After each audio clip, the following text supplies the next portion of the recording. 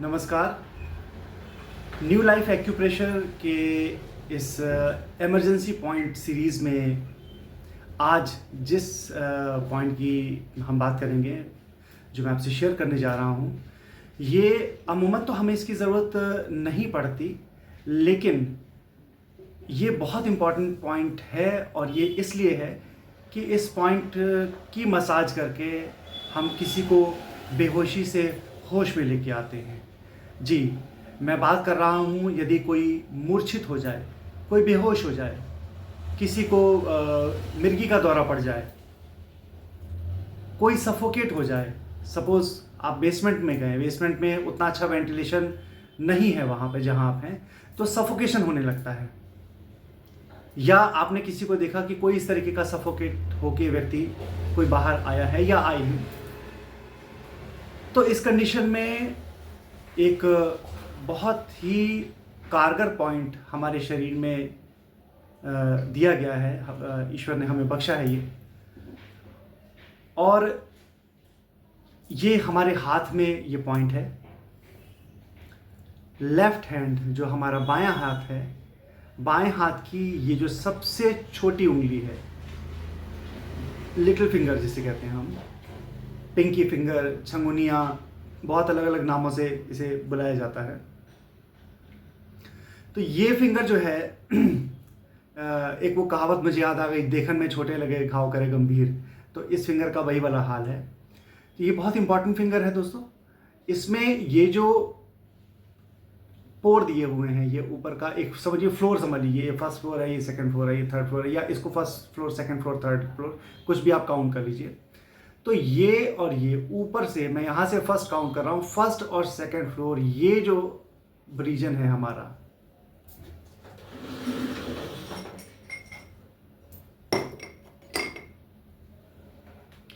ये जो रीजन है हमारा, ये, इसे एनर्जी सेंटर कहा जाता है, शक्ति केंद्र कहा जाता है। हमारे हाथ में ये जो रीजन है, ये शक्ति केंद्र है।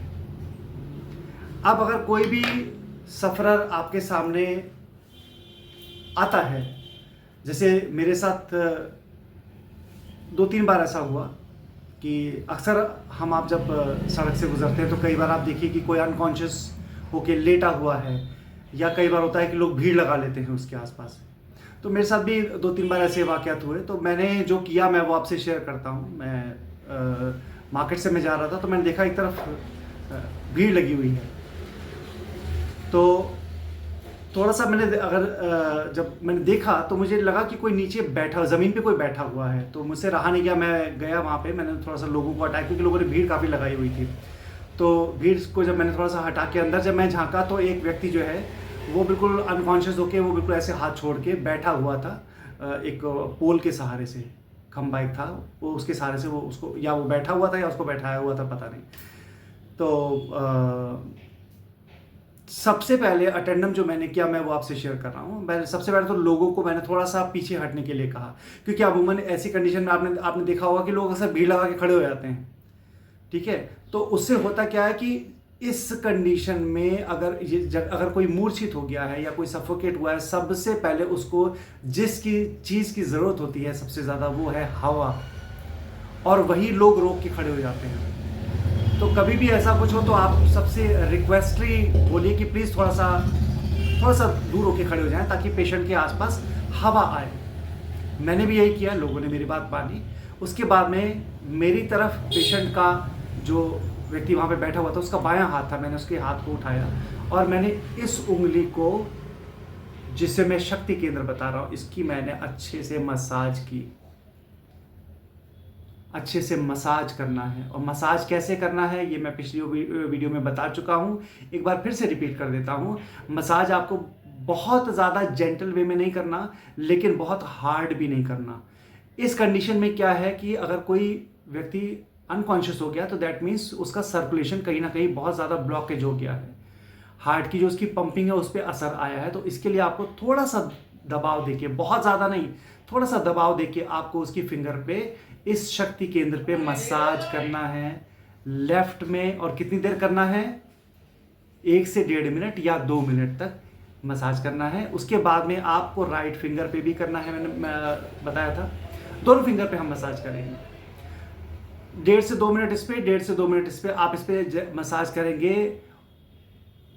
99% चांस है कि वो आपके मसाज करते करते ही हो सकता है वो होश में आ जाए, और 100% ये चांस है अगर मान लीजिए वो होश में नहीं है, आप मसाज करके छोड़ दें और थोड़ा सा उससे प्लीज़ पीछे हट जाए, उसको थोड़ा सा समय दें उसके शरीर को रिस्पॉन्ड करने के लिए। मैं 100% कहता हूँ कि उस व्यक्ति को होश ज़रूर आएगा।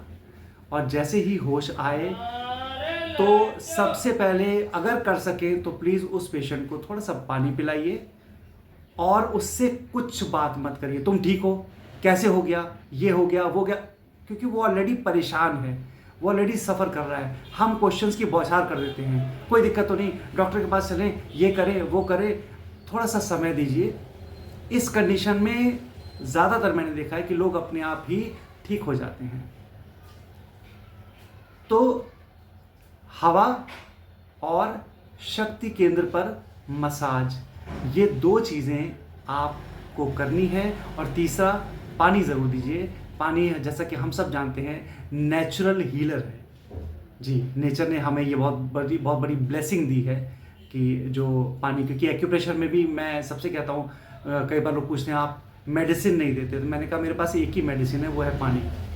आप अपने पानी का इंटेक सही रखें तो आपके शरीर में वैसे ही अगर सर्कुलेशन अच्छा है तो ईश्वर ने चाहा तो कभी भी कोई भी दिक्कत नहीं आएगी। हल्का फुल्का सर्दी जुकाम कभी कभी वो साल में 1-2 बार हो जाता है, वो सबके साथ होता है, लेकिन कभी भी कोई बड़ी परेशानी नहीं आती अगर आपका पानी सही मात्रा में है तो पानी पे हम किसी और दिन चर्चा करेंगे।